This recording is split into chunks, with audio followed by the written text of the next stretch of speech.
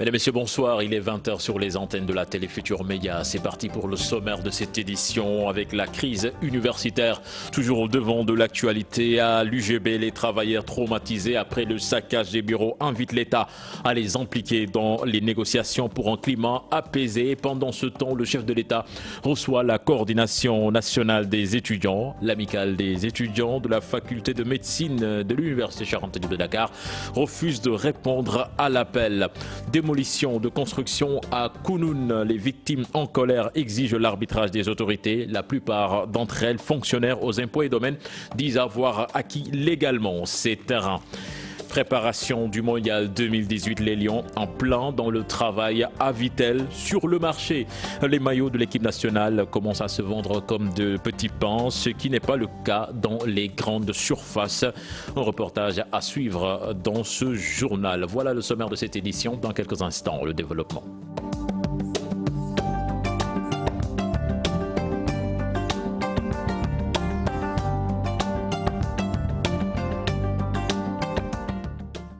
Bienvenue à toutes et à tous. Après le saccage de l'université de l'UGB de Saint-Louis, les travailleurs ont tenu une assemblée générale pour se prononcer sur la situation. Ils vivent un certain traumatisme nécessitant même une consultation chez les psychologues. Le syndicat invite l'État à les impliquer dans les négociations pour un climat social apaisé. Ousmane Ndiaye, le secrétaire général des syndicalistes que je vous propose d'écouter, il est interrogé par Ousseynou Diop et Habib Seck. Assister à une destruction, soit par le feu, soit par saccage, ou même parfois par acte de vandalisme. Nos outils de travail, que ce soit mobilier, immobilier, bureau, matériel informatique, tous brûlés par le feu, saccagés ou emportés. L'université Gaston Berger est à terre. Il nous appartient, nous, le STSU, et l'ensemble de ses composantes de la relever. Nous allons effectivement contribuer sans relâche, avec beaucoup d'abnégation, à la reconstruction de ce joyau. Tel un phénix qui va renaître de ses cendres, l'université renaîtra de ses cendres.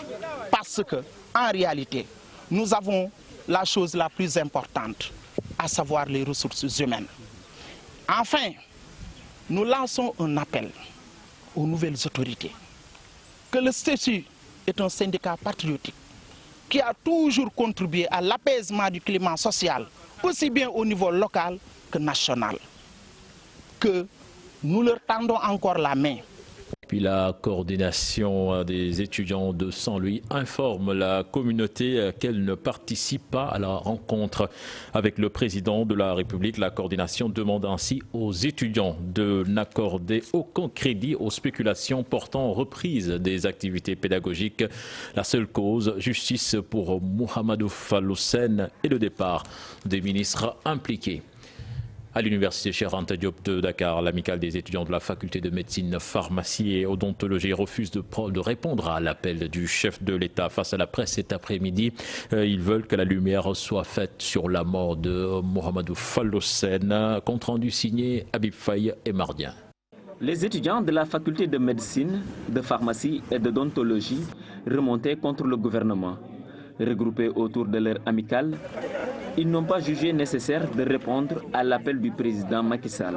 Il précise. Aux yeux de toute l'opinion publique, que la faculté de médecine, de pharmacie, odontologie et les écoles et instituts de l'université Cheikh Anta Diop de Dakar n'ont été et ne sont à aucune rencontre avec le gouvernement depuis la production de ce drame-là. Parce qu'aujourd'hui, on a dû à dire que l'UCAD ou bien l'université Cheikh Anta Diop de Dakar en tout cas a eu à rencontrer le président de la République et a eu à poser des plateformes revendicatives. Je tiens à préciser très clairement que ceux qui ont eu à rencontrer le président de la République, ce sont les représentants des listes des facultés, c'est-à-dire que ce n'est pas des amicales. Justice pour Falloussen, c'est ce que réclament ces étudiants. La faculté de médecine, la coordination des écoles, ainsi, je pense que c'est très clair. Nous avons eu à donner notre position, c'est laquelle qu'on a arrêté toutes nos activités pédagogiques parce que nous demandons justice pour Falloussen. Et cette justice pour Falloussen là, jusqu'à présent, je pense que tout le monde les a arrangés dans les tiroirs. Aujourd'hui, on n'en parle plus. Les plateformes revendicatives au second plan, disent-ils. Ces plateformes revendicatives qui existaient depuis, ces plateformes revendicatives que nous avons déposées depuis très longtemps au niveau de nos autorités compétentes, qui ont fait sourde oreille et qui ont fait semblant de ne pas voir les choses. Aujourd'hui, nous sommes face à un meurtre d'un camarade. Ils n'ont rien trouvé d'autre qu'à faire que de disloquer les étudiants, de les appeler en catimini. Nous n'avons pas répondu à ces appels-là. Fallou Sène perd la vie en réclamant sa bourse. L'amicale des étudiants de la faculté de médecine, de pharmacie et d'odontologie appelle l'État à faire la lumière sur la mort de leurs camarades.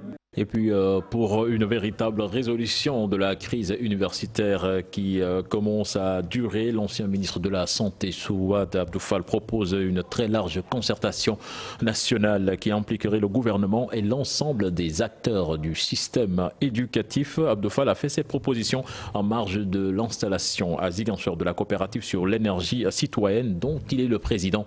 Je vous propose de l'écouter, il est interrogé par Boubacar Diassi.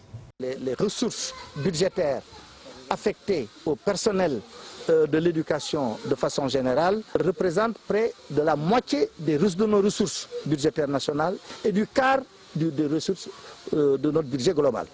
Et malgré tout, vous vous rendez compte que les problèmes continuent de se poser. Alors, donc, il y a un malentendu qu'il faut lever. Le pays, depuis quelques années, fait face à une pression démographique sans précédent. Ceci a créé une demande sociale extrêmement forte et extrêmement puissante qui fait que l'État, malgré les efforts colossaux qu'il réalise en termes d'affectation budgétaire, n'arrive pas à satisfaire toute la demande. C'est pourquoi, face à cette situation, il est indispensable qu'on puisse trouver les bases d'un consensus minimal entre les acteurs de la communauté éducative. Il faut qu'entre l'État, les enseignants, la communauté des enseignants, élèves et étudiants, les parents d'élèves, les partenaires techniques, les collectivités locales, qui ont aussi une part dans le service éducatif, qu'on puisse mettre en place un dispositif de dialogue qui nous permet de déboucher sur un consensus sur l'école. Autre aspect de l'actualité, violent accident à hauteur de Aloupcagne, soldé par des blessés graves. Selon témoins, l'accident a été causé par un conducteur de 4x4 voulant dépasser un taxi qui a fini sa course contre un arbre. Bilan, 7 blessés dans un état grave, tous acheminés à l'hôpital Amadou Sakhir Niegen de Thiès. Je vous l'annonçais dans les titres de ce journal, démolition de construction et de parcelles à Kounoun. Les victimes rues dans les brancards, ils estiment qu'elles n'ont pas reçu de sommation. Ces victimes, dont certaines sont des fonctionnaires des impôts et domaines, disent avoir acquis légalement ces terrains et exigent l'arbitrage des autorités. Les détails dans cette correspondance signée Ousseinou Thiam et Ndongo Ndiaye. Encore des démolitions de constructions et de parcelles à usage d'habitation dans le département de Rufisque. Cette fois-ci, c'est à Kounoun Galap, dans la commune de Bambilor, sur le titre foncier 1043R. 239 familles disent avoir acquis légalement leur terrain et s'étonnent de voir leur construction réduite en débris, sans sommation ni décision de justice. J'ai un terrain ici au niveau du 1043R que l'État nous a attribué. C'est des baux que l'État nous a attribués avec tous mes collègues qui sont là derrière moi. Et un beau jour, on est venu détruire ces terrains, tout ce que nous avons construit ici. Quelqu'un est venu détruire tout ce que nous avons construit. Et on ne comprend pas sur quelle base nos biens ont été détruits, nos maisons ont été détruites. C'est que nous n'arrivons pas à comprendre. C'est la DESCOS qui est venue détruire nos maisons sans sommation, sans papier ni rien. Très en colère, ces victimes de démolition, dont certaines sont des fonctionnaires du service des impôts et domaines, invitent les autorités à s'investir sur ce problème foncier afin que ces terrains leur soient restitués. Ce qu'on veut, c'est qu'on fait un appel à toutes les autorités de ce pays. Nous ne sommes pas dans l'illégalité. Nous appelons au président de la République, à toutes les autorités, au ministère des Finances, au Premier ministre, s'il le faut, à tout le monde, qu'on nous restitue nos terrains. Parce que nous ne sommes pas dans l'illégalité. On a des papiers en bonne et due forme qu'on peut vous montrer. Et franchement, il faudrait que la justice soit rendue, quoi.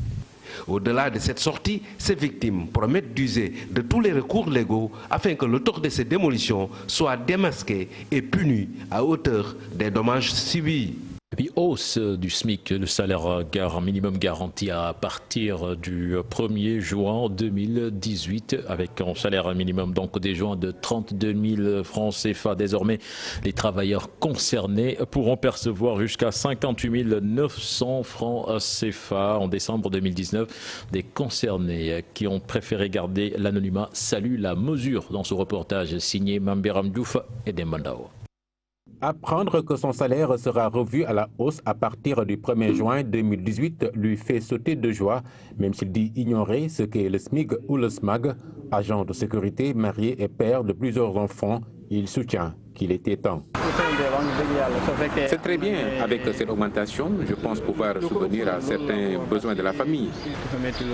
Le salaire de base, qui ne peut plus être moins de 58 900, concerne également cette dame qui est restée longtemps sans joindre les deux bouts. Je suis une domestique dans cette officine. Vu la conjoncture actuelle, je ne peux que m'en féliciter. Je pourrais m'en sortir mieux parce qu'il y a beaucoup de dépenses. Les frais de scolarité des enfants, le transport, la nourriture.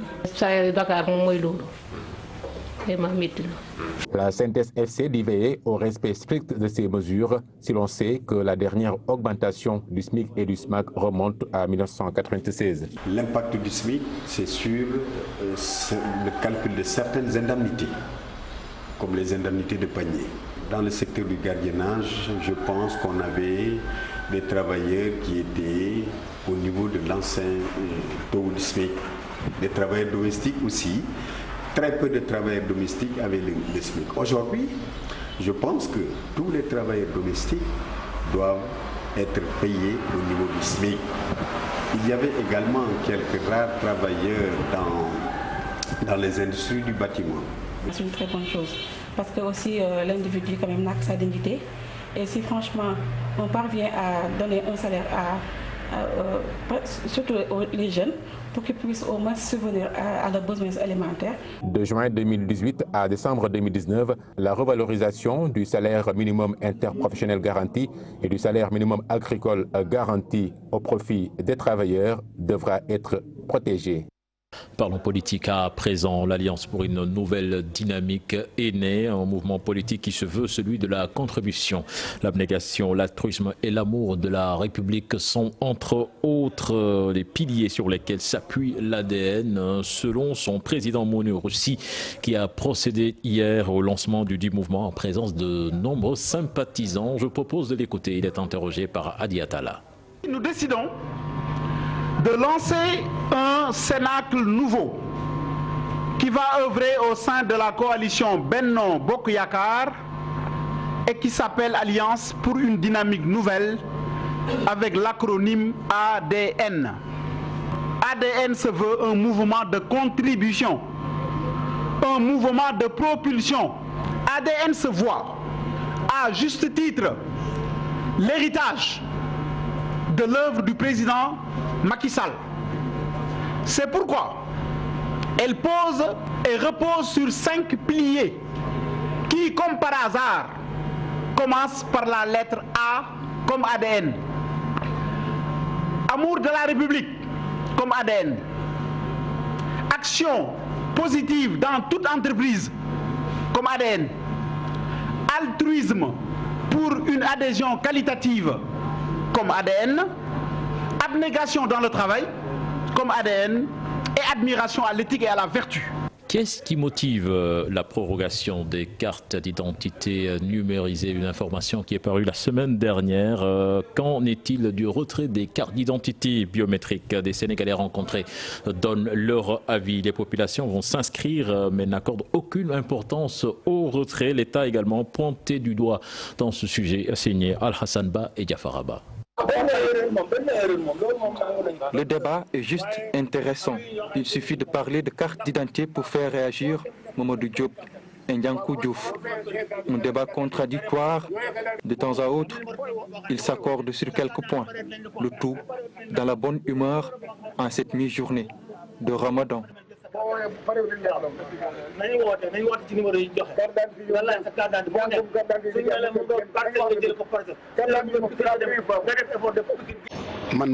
Je suis né en janvier 1951, donc je connais beaucoup de choses.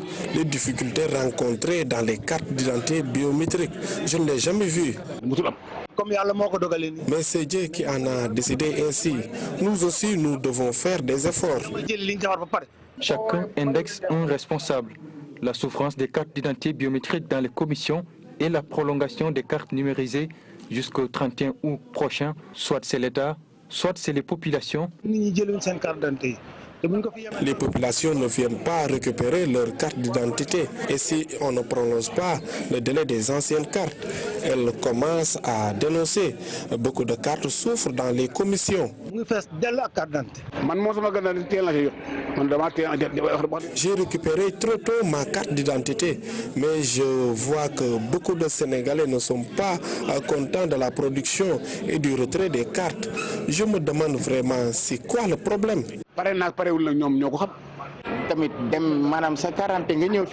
Vous savez, des fois vous vous inscrivez quelque part, ensuite au moment du retrait où on vous dit que votre carte se trouve dans une autre région.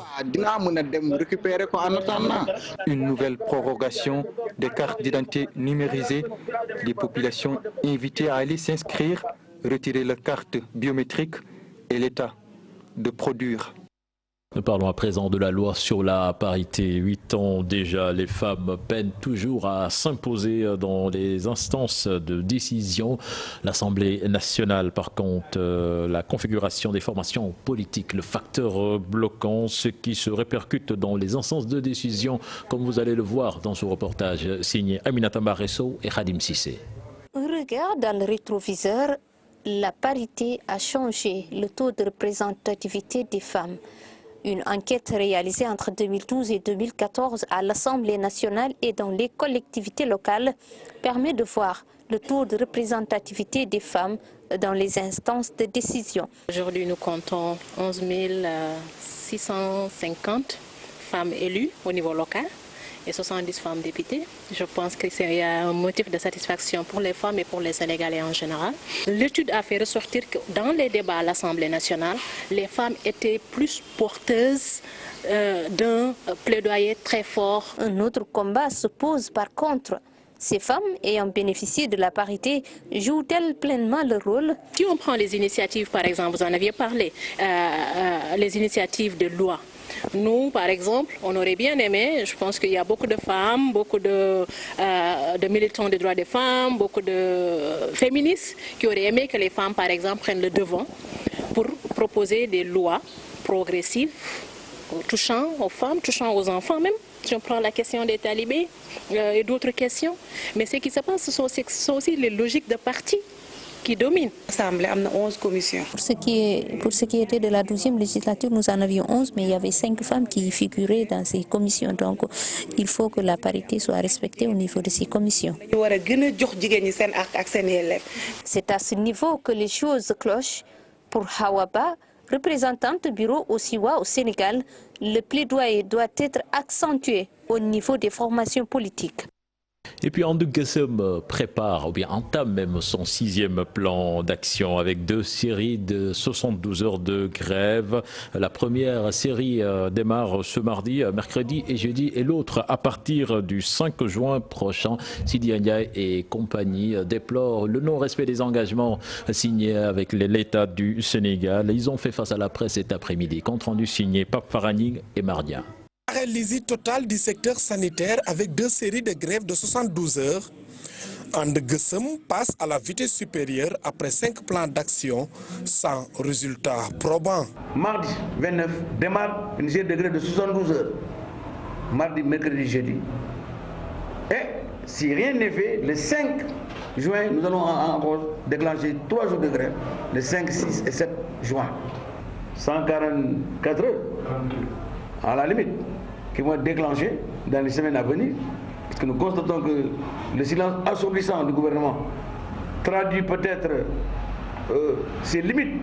Les revendications restent les mêmes et jusqu'à présent, l'État semble faire la sourde oreille, une attitude que déplore l'Alliance. Il y a une carence, il y a des failles, il faut que ce soit à leur niveau, que ça se gère. Qu'on ne vienne pas nous dire demain s'il y a des problèmes, voilà, vous êtes en grève, etc., comme certains ont commencé à le faire. Ça ne peut pas marcher. Parce que nous, quand même, je pense que nous avons, depuis le mois de décembre, 27 décembre, le préavis a été déposé et jusqu'à présent, il n'y a pas de suite. On a eu des rencontres qui ont capoté. On a été à la primature et le Premier ministre, ce qu'il a fait, il a eu l'exploit de diviser les gens et de penser qu'il peut s'en sortir. Et là, les choses coincent. Ce n'est pas de notre faute. Tant est-il qu'il a la volonté de régler les problèmes. On a l'habitude dans ce pays de laisser pourrir les situations. Vous avez vu avec les étudiants ce qui s'est passé. Depuis, pour être comment on peut, dans un système où la santé, depuis un mois, les gens sont en mouvement, tout le monde a disparu de la circulation. And Gueusseum est déterminé à poursuivre le combat. Pour Sidi Ndiaye et ses camarades, la méthode de l'État ne marchera pas. Prend en charge une question que les directions même des hôpitaux devaient prendre, c'est-à-dire la CMU, qui aujourd'hui est en train de tuer un peu le système. Et je pense que là, on ne peut pas nous reprocher de n'avoir pas défendu le système. Lorsque nous défendons la question des carrières, la formation, continue diplômante à l'ENSS, puisqu'il s'agit de défendre le système LMD, jusqu'à présent, là aussi, je pense que nous sommes dans le tempo. Lorsque nous défendons la question des heures supplémentaires, la révision, et qu'on nous permette que les décrets sont dans le circuit jusqu'à présent, ils ne sortent pas du circuit. Je pense que là, il faut regarder de l'autre côté. Un préavis a été déposé qui prendra effet le 1er juillet au 31 décembre 2018 pour continuer le combat toute l'année. And Gueusseum compte rencontrer les consuméristes, la société civile et les partenaires au développement pour pousser le gouvernement à satisfaire leurs revendications. Faraning, une journée de sensibilisation sur les méfaits du tabac à Golfe Sud, une initiative de l'ADIOP, directeur des financements extérieurs. Là-dessus, on écoute le président de la Ligue sénégalaise de lutte contre le tabac. Il s'appelle Amadou Moustapha Gueye. Il est interrogé par Salif Sow et Asmalik Diop. Tout le monde sait que le tabac est une drogue. Et nous savons que l'industrie du tabac, partout où des lois ont été votées, cherche à les annihiler, à les affaiblir. Et ça aussi, c'est un autre combat que nous menons. Des chiffres qui sont sortis au niveau de l'ANSD qui disent qu'il y a 500 000 fumeurs adultes au Sénégal et que si on ne faisait rien, on aurait peut-être dans quelques années 1 million de fumeurs. Et tout le monde sait que la cigarette conduit à des conséquences. Ces conséquences, c'est quoi? Ce sont des maladies graves comme le cancer, les emphysèmes, les maladies cardiovasculaires. Et tout cela fait qu'aujourd'hui, nous sommes en train aussi de nous battre au niveau des populations pour leur dire que le tabac n'a aucun intérêt, comme on l'a dit tout à l'heure, et qu'il faudrait qu'on puisse faire tout pour que, en tout cas, que les jeunes ne fument pas. Parce que tout le monde sait qu'aujourd'hui, l'industrie, sa principale cible, ce sont les jeunes. Donc c'est à ce niveau-là que ce combat-là que nous menons aujourd'hui et qui est soutenu par l'ADIOP est important. Parce que je crois que, comme je l'ai dit tout à l'heure, si tous les hommes politiques du Sénégal faisaient comme lui, je sais qu'on aurait moins de problèmes, en tout cas ici au Sénégal. Contribuer à la réduction des décès maternels et néonataux, c'est l'objectif que les sages-femmes du Sénégal se sont fixés. Cependant, ces dernières qui assurent 87% des services de la santé de la mère et de l'enfant font face à de nombreuses difficultés, notamment le non-recrutement, les retards de salaire, entre autres. Elles interpellent l'État du Sénégal sur leur situation. Tierno-Fall. Les sages-femmes jouent un rôle très important dans la prise en charge de la santé de la mère et de l'enfant en offrant 87% des services. Aujourd'hui, leur principale préoccupation est de contribuer à la réduction des décès maternels et néonatals. Si on veut que plus jamais une femme ne meure en donnant la vie, il est normal qu'on investisse sur les sages-femmes en les formant, en les recrutant, mais également en leur permettant d'avoir des mises à jour régulières qui leur permettent d'améliorer l'offre de services qu'elles donnent à la mère et à l'enfant. Pour la réalisation des objectifs liés à la santé de la mère et de l'enfant, la présidente de l'Association nationale des sages-femmes du Sénégal pense que l'État doit renforcer le personnel médical en recrutant les jeunes qui depuis longtemps ont obtenu leur diplôme. Parce que ceci permettra non seulement de résorber le gap de chômage, mais également de pouvoir faire en sorte qu'il y ait l'équité et l'accès à des soins de qualité à toutes les femmes. Parce qu'une femme, qu'elle soit à Dakar ou à Fongolimbi, de Matam à Ziguinchor, elles ont les mêmes droits. Toujours selon Mme Bodj, l'État doit également assister les jeunes sages-femmes qui travaillent dans des conditions très difficiles là où elles sont affectées. Ce sont des jeunes sages-femmes généralement qui ont tout laissé, qui sont dans des zones très reculées où ils n'ont pas de parents, ils n'ont pas de logement. Donc c'est pour cela que nous implorons le gouvernement du Sénégal pour aider tous ces jeunes à être recrutés, mais également qu'on puisse leur permettre de pouvoir disposer régulièrement de leur salaire. À l'occasion de la célébration du mois de la sage-femme, l'Association nationale des sages-femmes du Sénégal a organisé dans la capitale d'Indiambour une rencontre d'échange qui a réuni plus de 400 agents venus des différentes localités du Sénégal. Ternofal, les personnes vivant avec un handicap dans la région de Diourbel exigent l'effectivité du recrutement des 15% des leurs dans la fonction publique comme promis. Elles ont aussi fait part de leurs difficultés à écouler leur production artisanale dans les marchés. Les détails dans cette correspondance signée Babacar Diouf et Ndongo Ndiaye. La décision est noble, mais son application pose problème, surtout dans les régions à l'intérieur du pays. Les personnes vivant avec un handicap sont recrutés, mais les 15% annoncés sont loin d'être atteints. Nous avons des personnes en situation de handicap au niveau de la région qui sont dynamiques et qui travaillent manuellement. Maintenant, ces produits-là sont tenus d'être vendus d'une manière ou d'une autre. Nous avons le seul événementiel que nous organisons annuellement, que nous appelons Festival Handicap Tam Tam du Baol. C'est aussi une occasion pour nous d'exprimer nos doléances envers les autorités. Nos doléances sont de pléthore. Nous avons quand même la doléance capitale du recrutement des personnes en situation de handicap, déclinée comme 15%, que l'État doit normalement recruter les personnes dans la fonction publique. Nous avons vu et nous avions vu aussi des personnes qui ont été recrutées, mais de faible allure. Nous voulons que cela soit en fait une fois pour toutes enregistré normalement et que cela soit officiel. Ceux parmi eux qui font dans l'informel ont d'énormes difficultés pour écouler leur production. Nous avons aussi des difficultés telles que ceux qui ont leur métier informel peuvent en fait fabriquer leurs produits mais n'ont pas la latitude de ventiler ces produits-là. C'en est aussi un autre problème. Comment alors faire pour les empêcher de tendre la main dans la rue? Une question que les personnes vivant avec un handicap soumettent à l'État. Babacar Diouf, 200 tonnes d'engrais irrés, c'est ce que des producteurs de la région de Kolda ont reçu des mains du projet agricole Italie-Sénégal, un appui qui contribue à la promotion de la riziculture au Sénégal. Une correspondance signée Abdoulaye Diallo. Les producteurs de riz de la région de Kolda vont bien démarrer la campagne agricole. Ils venaient de recevoir des mains du projet agricole Italie-Sénégal une quantité de 200 tonnes d'engrais irrés. Il s'agit de 290 tonnes d'engrais qui seront disponibles donc pour la prochaine campagne risicole 2018-2019. Que ça va permettre, compte tenu que nous sommes à la fin du mois de mai, de pouvoir démarrer dans les meilleures conditions la campagne dans les vallées appuyées par les programmes PAIS.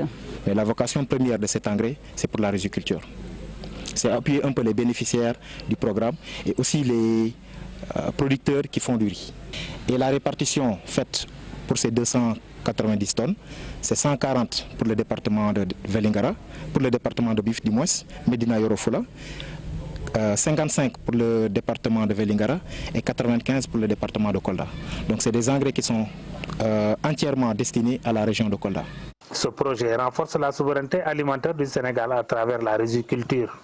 Donc c'est dire que c'est quelque chose qui vient pour appuyer encore une fois les efforts que l'État consent pour essayer de booster la production agricole.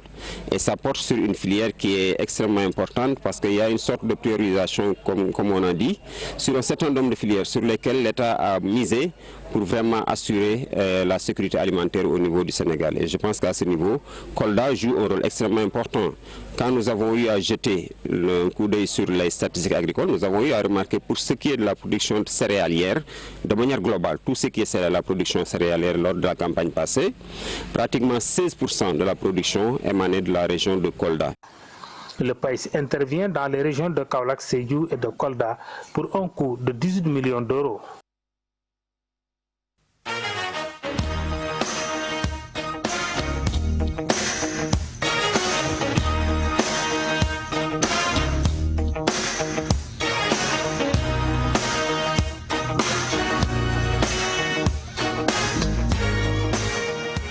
Football pour démarrer la page des sports avec le Giraffe de Dakar, champion du Sénégal 2017-2018. Les Verts et Blancs qui ont profité de la défaite de Génération Foot cet après-midi face à l'AS Douanes ont battu le Stade de Mbour 1-0. Giraffe donc qui renoue avec le titre de champion du Sénégal. Certainement, nous y reviendrons dans nos prochaines éditions. Match amical Sénégal-Luxembourg. Les Lions pas encore au complet. Sadio Mané toujours attendu à Vittel en France après la finale de la Ligue européenne des champions.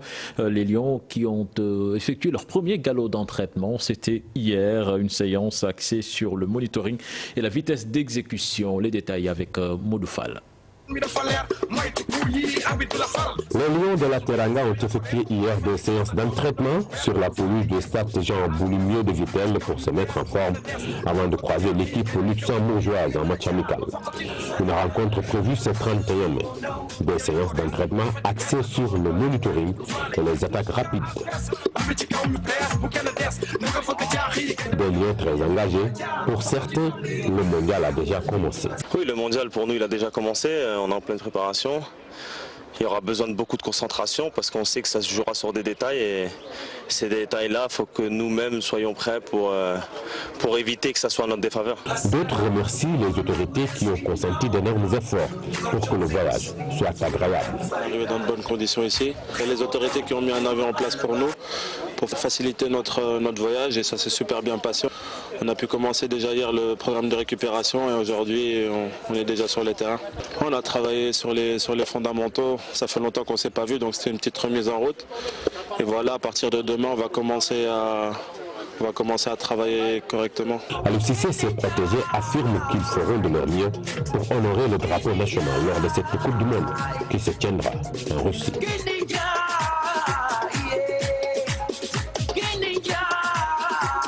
Et puis à l'approche de cette Coupe du Monde, les maillots de l'équipe nationale du Sénégal commencent à très bien se vendre sur le marché. Les grandes surfaces, par contre, se disent confrontées à l'interdiction de vente émanant de la Fédération sénégalaise de football. Un reportage signé Habib Faye et Modou Diop.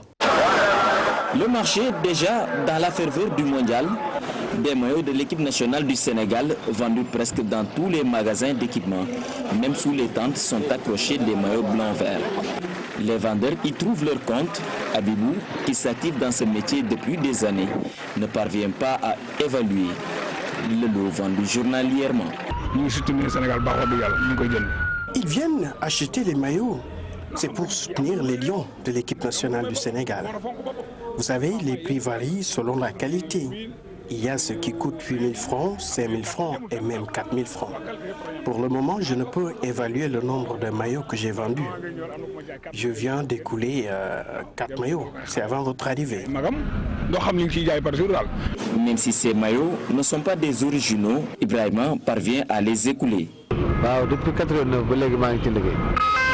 Moi, je ne vends pas de maillots originaux. Le prix est fixé à 2 500 francs car c'est plus facile à écouler, contrairement à l'autre maillot qui coûte 4 000 francs. Si le marché est bien approvisionné en maillots de l'équipe nationale de football, les grandes surfaces peinent à recevoir leurs commandes pour vivre au rythme du mondial. Cependant, elles indexent la Fédération sénégalaise de football qui interdit la vente, disent-elles. Non, pas encore. On a passé la commande. mais jusqu'à présent, on n'a pas reçu les maillots. Ouais. Qu'est-ce qui t'a? On a dit que c'est la fédération qui tarde les maillots à venir ici. Même les gens qui vendent les faux maillots là, on les arrête. Ça pose des problèmes de clientèle parce qu'en tant que l'équipe nationale qui doit jouer. Le Sénégal en Coupe du Monde, c'est la ruée vers les marchés pour s'octroyer le maillot afin de supporter les Lions. Et puis la Fédération sénégalaise de football qui dément qu'elle n'a jamais bloqué la vente de maillots. Sayer Seck soutient qu'il faut un délai de 3 mois pour la commande. Le chargé de marketing de la FSF au micro de Pape Faragni. La fédération ne bloque pas les maillots. La fédération n'a aucun intérêt à bloquer les maillots. Au contraire, quand il y a un engouement populaire, la fédération elle a tout intérêt à sortir les maillots et à les vendre. Non, je pense qu'il faut... vous faites bien de nous poser la question. Vous savez qu'après notre qualification à la Coupe du Monde, on a pris un temps pour négocier avec Puma de manière à conclure un contrat. Or, l'ensemble de ces équipementiers, les grands équipementiers, ont des délais qui sont des délais assez contraignants pour la production des maillots et leur mise à disposition. Et donc, le délai de la Coupe du Monde ne permettait pas à Puma de confectionner des maillots, de les envoyer au Sénégal pour qu'on puisse les mettre sur le marché. Et donc, on a cherché dans les stocks de Puma s'il y avait des possibilités pour qu'on ait au moins quelques centaines de maillots. Mais le nombre de maillots que nous souhaitions, qui est d'un nombre de 30 000 maillots pour les mettre sur le marché sénégalais, Puma ne peut les produire et les mettre à disposition à partir de maintenant que sur un délai de 12 semaines. Et puis affaire Lamine Diack, le forum du justiciable déplore le mutisme de l'État. Après l'annulation de l'audition par la justice française, le président de l'ANPEJ de son côté dénonce une justice biaisée. En sujet signé Cheikh Diop et Khadim Sissé. La confrontation entre Sébastien Coé et Lamine Diack, organisée à la demande de l'ancien président de l'I2AF, a été annulée. L'état de santé de l'ancien patron de l'athlétisme mondial est avancé. Ça fait plus de 2 ans que notre compatriote M. Lamine Diack est détenu en France dans le cadre d'une procédure judiciaire avec mise en examen. Donc une procédure qui il faut le dire, commence à durer. Alors, ce que nous regrettons dans cette affaire-là, c'est qu'aujourd'hui, il faut le dire, M. Lamine Diack n'a jamais bénéficié d'une protection consulaire et diplomatique des autorités sénégalaises. Et pourtant, ce sont ses droits. Il est en droit aujourd'hui d'attendre, en tout cas de son pays d'origine qui est le Sénégal, une protection. Le juge français a reporté la rencontre sans fixer une nouvelle date. Abdoulaye Thiam, journaliste sportif, déplore cet état de fait. Ça, je ne le comprends pas. Je peux comprendre qu'il soit jugé, condamné, mais qu'on le mette dans une prison à ciel ouvert, je ne le comprends pas. Et je ne le comprends pas d'autant plus que quand même il y a eu d'autres personnalités sportives dans ce monde-là qui ont fait des fautes 10 000 fois plus graves. Je vous parlais du cas de Michel Platini, qui vient aujourd'hui d'être blanchi par la cour helvétique, la Suisse, pour que tout le monde puisse comprendre. Pourtant, il a été condamné par la commission d'éthique de la FIFA. La condamnation a été confirmée par le TAS, le tribunal arbitral des sports. Il a reconnu avoir pris 1,8 million de francs suisses pour un travail qu'il n'a jamais effectué. Pour nos interlocuteurs, la justice française ne respecte pas les droits du mis en cause. L'État français est en train de saper la dignité de M. Lamine Diack. L'État français est en train, en tout cas, de saper la présomption d'innocence de M. Lamine Diack. C'est la dignité de toute l'Afrique qui est en train d'être bafouée. Mais je vous ai dit tout à l'heure, où est-ce que vous avez vu ça? Vous prenez quelqu'un, vous le maintenez dans une banlieue parisienne, dans 30 mètres carrés, depuis plus de 3 ans. Le collectif de soutien du père de Massata Diack exige que justice soit faite. La maladie et l'âge avancé de l'ancien président de l'I2AF, autant de facteurs qui confortent ces Sénégalais qui souhaitent voir Lamine Diack libre. C'était le dernier élément de ce journal. Bonne soirée à toutes et à tous. Au revoir.